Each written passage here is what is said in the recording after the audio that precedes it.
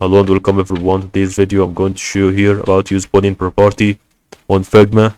So this is going to be really one of things that should be really helping you a lot whenever you want to have actually to read on the way that we can actually use, even if it's really about to be going on through the site that it should be done over the place where we want actually to use. And what you're gonna do is about for this video, so this is ready to be active on everything that you want through the way, or actually to be done on the way through that. So first of all, what you're gonna do is about for this video is gonna be actually through about in that. So this is gonna be actually to be important to be going on Boolean.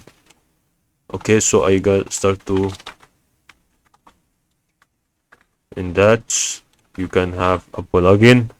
You can actually go on for the plugin here and then start to see the assets if it really have a Boolean property, and then Boolean variable. It's ready to be about to go with this kind of the property. So that is actually how it's starting to be used in this way through the moment that we can actually use it.